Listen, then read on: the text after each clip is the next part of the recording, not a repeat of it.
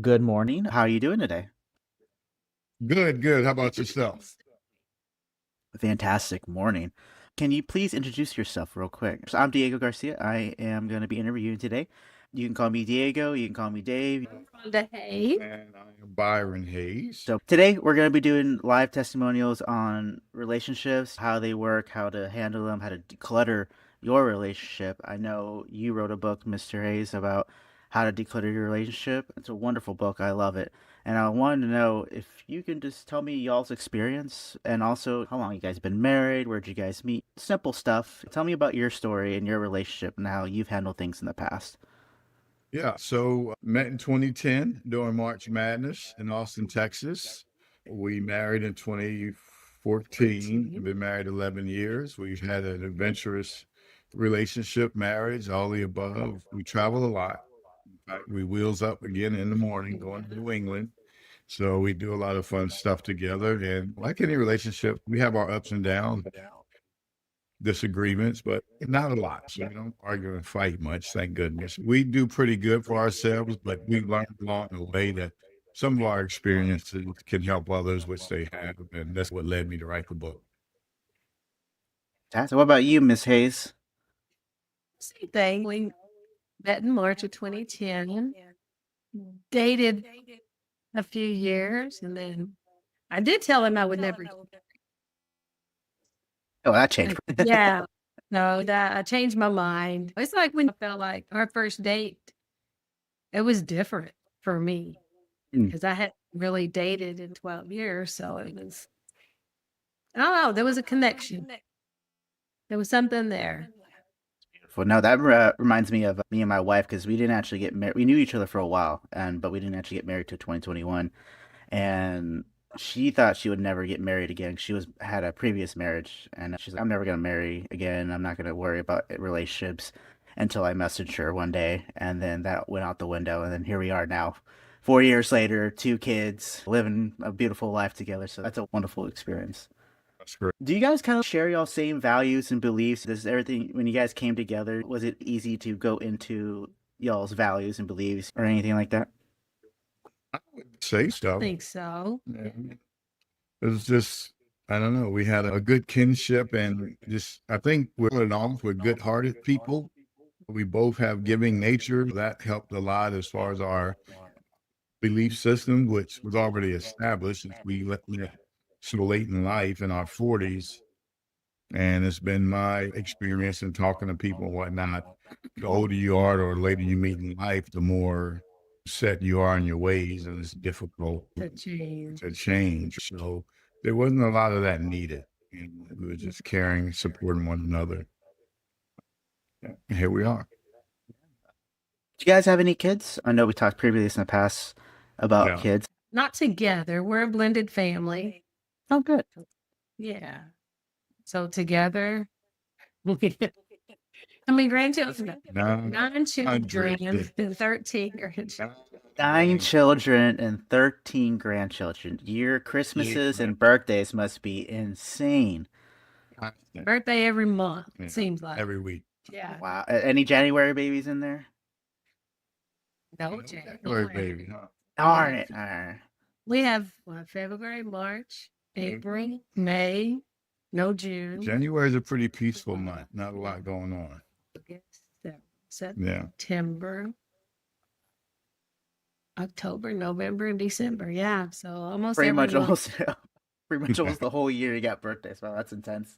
Yeah. Oh man, they must love you for everything. Awesome. How much? What is one thing you guys like to do? So if someone was to talk to you randomly out of nowhere, but hey, can you describe your wife in 3 words? And can you elaborate on what those little words are? It could be like, oh, she's funny because she makes a funny joke every so often, knows how to make me crack, stuff like that. Let's see. 3 words to describe this lady here. Hardworking, extremely hardworking, just constant go, just has a lot of energy and hardworking. I go with that. Definitely dedicated to her friends, her family, her loved ones, extremely maternal. And she's everyone she can be counted on always. Very dependable. And no matter the situation, she has a calmness about her that I think always brings us back together, whether it's her and I, friends, other family members. There's always a calmness where everybody else might be a little erratic and going crazy about stuff. You know, she's the guiding light and the settling force. And so, Wow, that is really beautiful. That was beautifully said. What about you, Miss Hayes? Hmm. How would you describe Mr. Hayes, Miss Hayes? He is a very loving person. You know, a lot for me to say that, but he really is. Yeah. He tries to be hard. He's got a good heart. He's very giving. Like a Very big teddy bear almost. and now he is the very hard worker. This man's brain never stops. yeah, we got to fix that though. It I never need to sleep. like it's just a constant. Sometimes I'll say, babe, shut it down. Yeah. That's reasonable. But that's why and us that's where we are today is because of how hard he works and he's not afraid to try adventure out and try different things. Like with this book. Yes. And Yeah, that was crazy. like I didn't see that coming. Yeah, Mr. Hayes, tell me a little bit more about this book and what inspired you to write this book, and also, what made you come out of nowhere and be like, you know what, I want to write a book about relationships and how to fix them, and tell me your whole experience through that. Yeah. So, David, man, for many years, I've just seemed to have been that guy for whatever reason. Friends and family, mainly the men's side, sometimes the ladies, but Yeah. mostly the men would come to me with situations, issues, concerns, problems, situation that they're dealing with in their relationships. And we sit down and talk, and I give them my advice or whatever I think from my experience.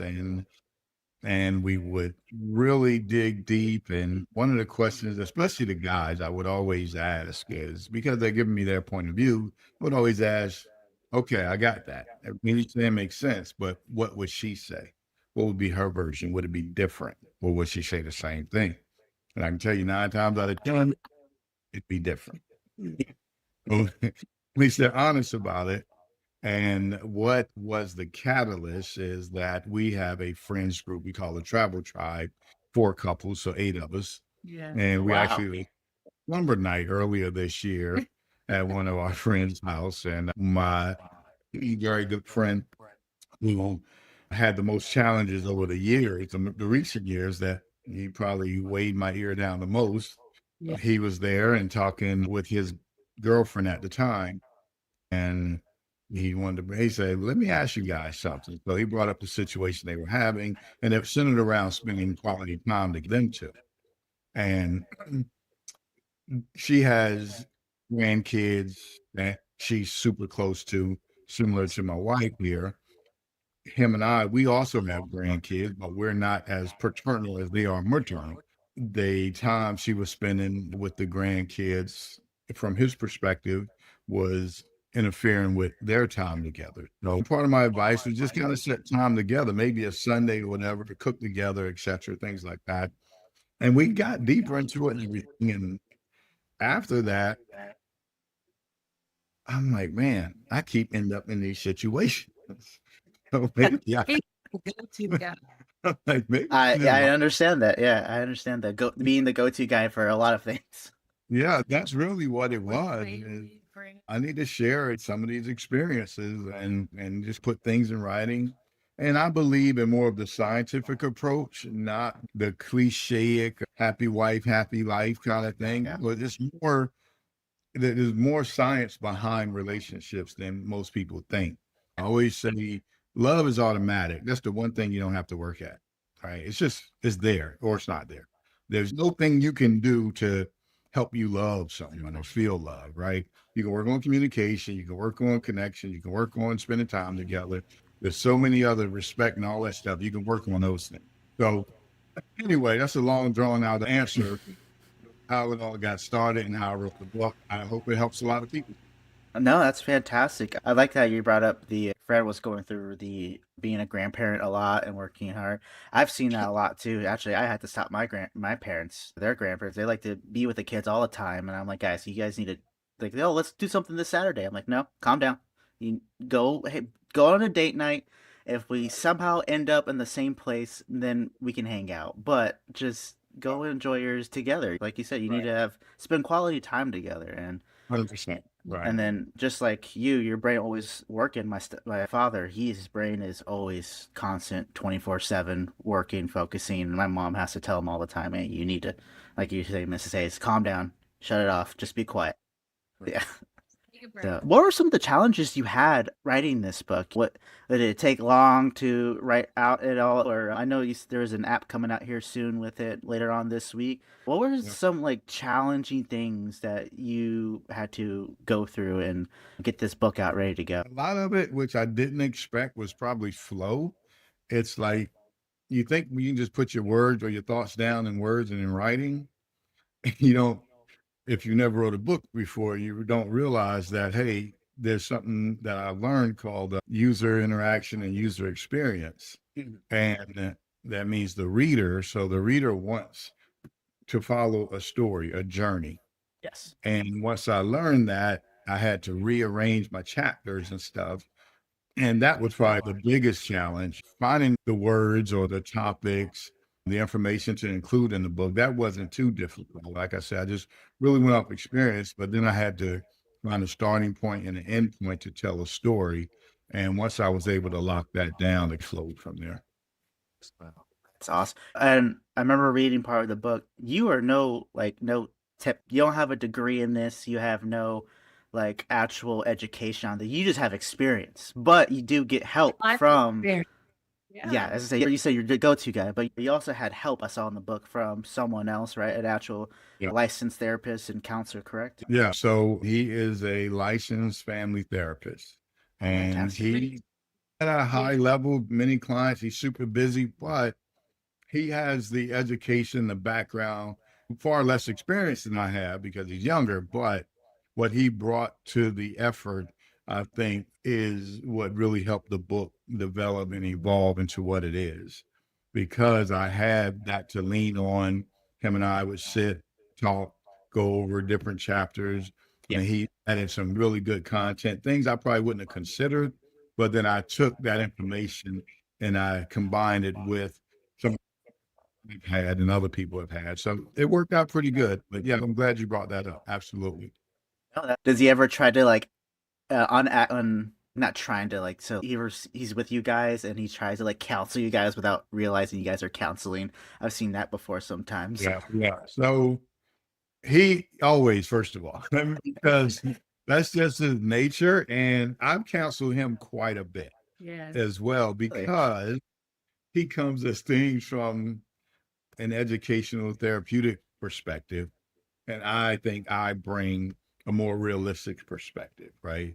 Because I tell them all the time, dude, dumb it down. These big sewing words and all this. It's just you got to stop to think about the words he's saying, so you're really not getting the content.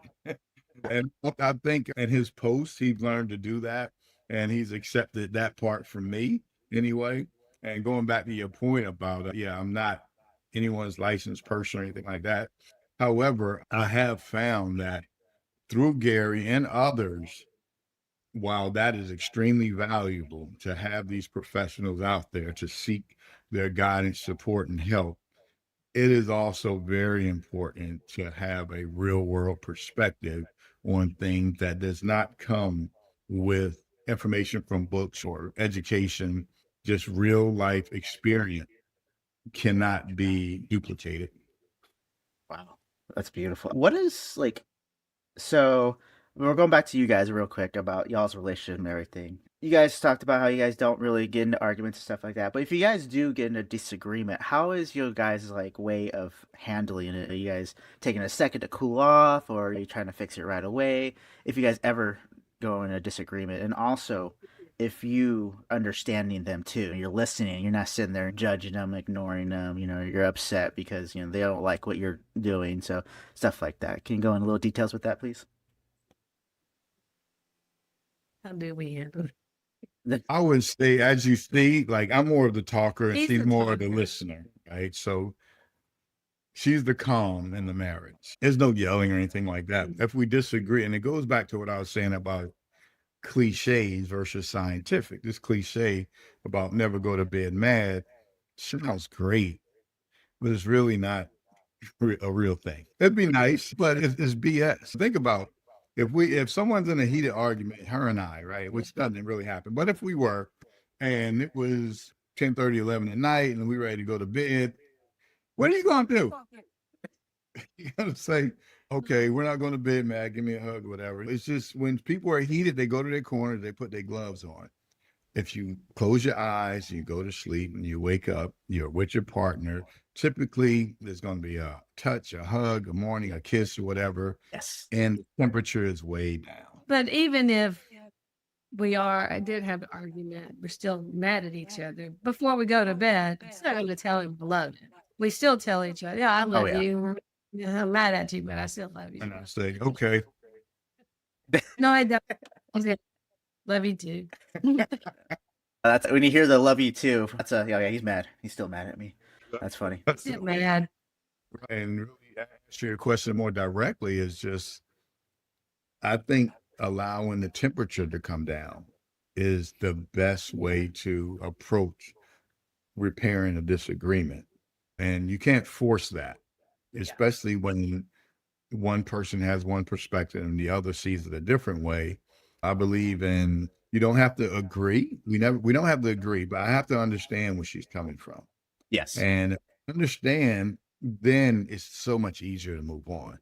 But if we disagree and I don't understand, then we still in that wheel of trying to figure out how to get past it. So yeah, I think the simple answer is allow the temperature to come down. Fantastic. No, thank you for that. I'm gonna go dive into this real quick. So, me, I'm 28 years old, right? I grew up with the ideas of, like you were talking about, the cliches. That's what I saw all the time on TV, movies, the reality shows and rom-coms and stuff like that, of all the cliches we talk about. What is some tips that you can give to people my age, that millennials who are, or just anyone younger, Gen Z, that don't really have an idea what a relationship is, because we grew up with so many different avenues on what a relationship is, how to handle this. We also have social media talking about, hey, this is what you should do in a relationship. Oh, this is what you should actually do for your relationship. What is your tips and your ways of being in a relationship these days, and how to make sure that your mind is just not cluttered with all this stuff, all this material we got? What is your idea of three tips, the best way you can have a good relationship with your partner? Stay off of social media. Yeah, that's a great tip. Honestly, no, I agree with that tip. Honestly, yeah, no, social media limited, yes. Because I see so many couples together. They're out at dinner, but they're like this Yes. instead of, Yeah, limit the screen time. I agree with that and 100%. we do try, if we go out to dinner or whatever, put our phones down. Now, there are times important phone calls come in, and you're going to, We've even left them in the car before. Just That's a good idea, actually. keep it from interfering. So I agree with that completely, is limit the screen time.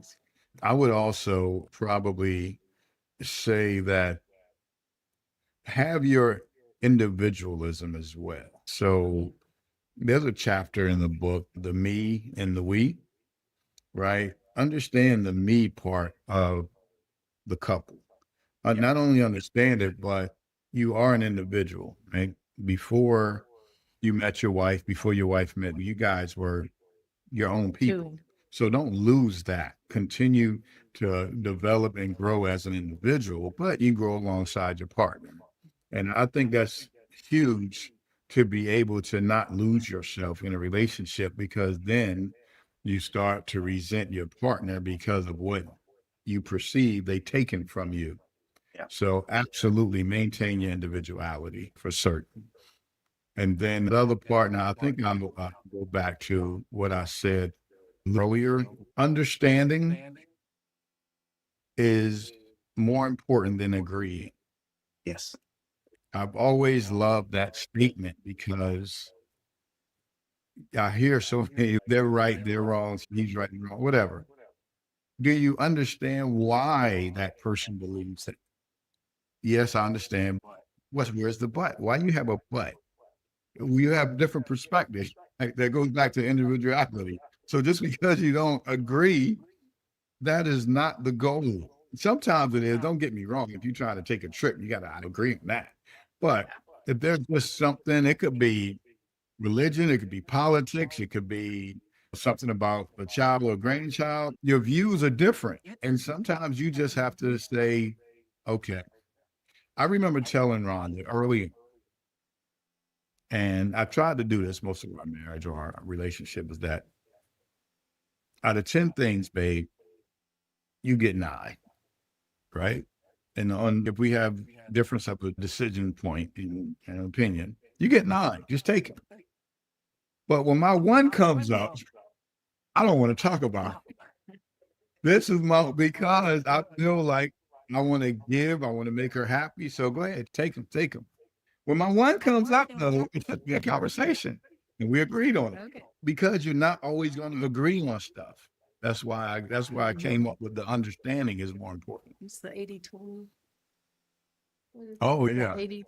So I told him once about there's good things and bad things in relationship. And you can apply 80-20 rules to so many things.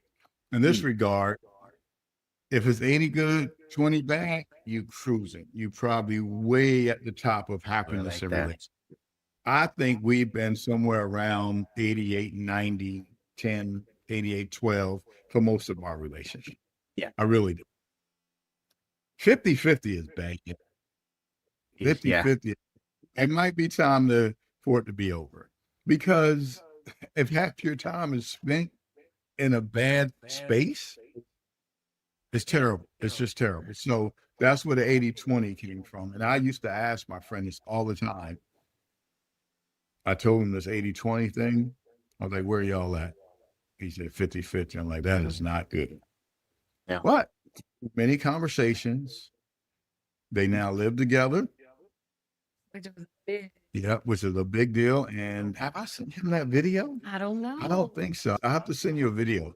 Anyway, and they're now engaged as of July. Oh, that's wonderful. Fantastic. But this is probably a 4 or 5 year journey of counseling, if you will. I should have charged him. I'd probably be rich.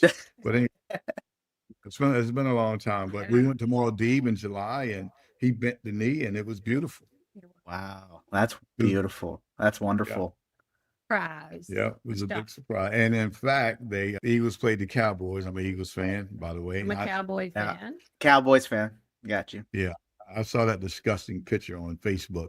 Other than your kids, you and that crap. Hey, we won the game. That's all it counts. It was a rough game, but we won it. It was a game I was proud of my boys for once in a while now. So they did well.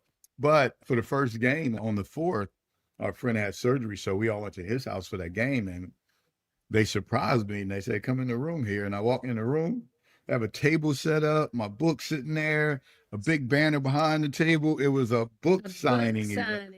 That is pretty awesome. Yeah. And then as I was signing it, my friend who proposed says, I need to know where this book come from and why you wrote it and all this stuff. So afterwards, I explained all this to them, and they were like the culmination, at least a part of it, and he got engaged. So I was pretty happy with that. That's beautiful. So the book is not just the book is about all the people that kind of helped with it too. It's not just it's one single thing or idea. It's what everyone's gone through. It just talks about different experiences you may have. Some of it is more general. And if you come to this point, then some advice on what you can try. And then there's some practical exercises in there that can be done as well. We're cutting close to our time. So I just want to say, do you have any Facebook, Instagram, YouTube channels you want us to shout out to or anything like that you want to post for the end of the video? Yeah, our Facebook page, please Relationship. SHIFT, relationship. And then we have a Facebook community group that is called Shift Happens, talking life, love, and lessons. So please join the conversation there, and let's see if we can help one another out. What's that, baby? Oh, yeah, we have the Instagram, TikTok. All of it is under Relationship. Relationship. All right, guys. Thank you so much for your time today. This was a wonderful time talking to you, and you have a wonderful day. This is good stuff, Dave. Thank you very much, man. Appreciate it.